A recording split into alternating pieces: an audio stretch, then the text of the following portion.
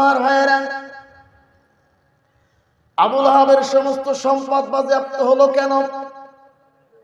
তার সম্পদ দিনের পথে ব্যয় হয় নাই, ইসলামী আন্দোলনের পথে ব্যয় হয় নাই, কোরআনের পথে ব্যয় হয় নাই, যার কারণে সমস্ত সম্পদ সব বাজেয়াপ্ত করে দিলেন কে?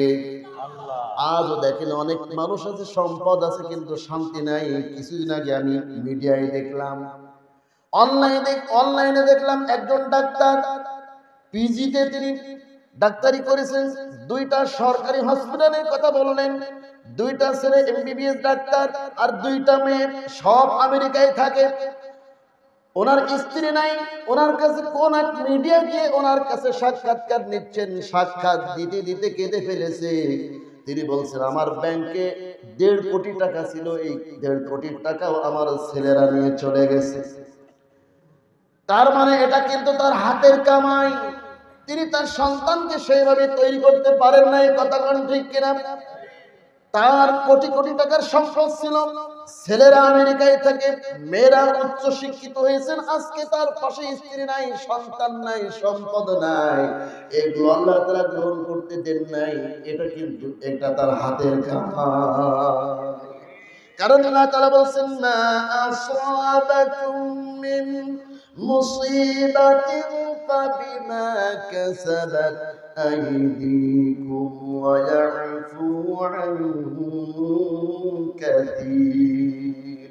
জলে এবং স্থলে বিপদ আপদ যা কিছু আপতিত হয় সব তোমাদের 2 হাতের কামাই। কাদের কামাই?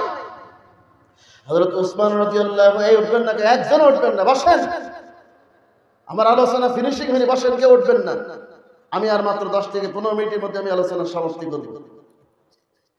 আমার ভাইয়েরা, সম্পদ কিভাবে কাজে লাগাতে হয় উসমানের কাছ থেকে একটু শিক্ষা নেন।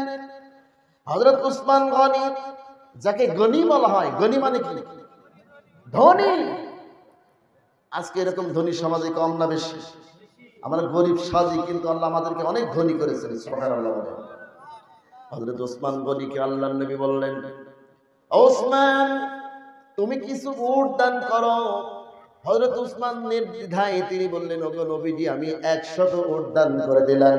সুবহানাল্লাহ বলেন। 100 উট দান করার মতো এখন কি মন কারোর আছে? দেবে, কিন্তু সে নিজের স্বার্থের জন্য দেবে। কোরবানির সময় যারা এমপি মন্ত্রী দেখবেন 70টি গরু, 80টি গরু, 100টি গরু জবাই করে নিজ নিজ এলাকায় সব খাওয়াচ্ছে ভোটের জন্য। কথা কয় না, নিজের স্বার্থের জন্য। কিন্তু উসমান কি নিজের স্বার্থের জন্য দিলেন না পরকালের জন্য? নবীকে এমনি দিয়ে দিলেন, ওগো নবীজি আমি 100 উট দিলাম। নবীজি বললেন আরো 100 উট লাগবে। ওসমান তিনি পিছু টান দিলেন না, তিনি তার ভুরু কুঞ্চিত করলেন না, নবীজিকে বললেন নবীজি আমি আরো 100 উট দিয়ে দিলাম। সুবহানাল্লাহ বলেন। নবীজি বললেন আরো 100 লাগবে। আপনাদের বললে আপনারা রাগ করবেন কিনা যে হুজুর পেয়েছে? কি কথা করেন না? নবীজি বললেন আরো 100 লাগবে, এরপরে দিলেন আরো 100। কয়শো হলো? সবাই বলেন কয়শো?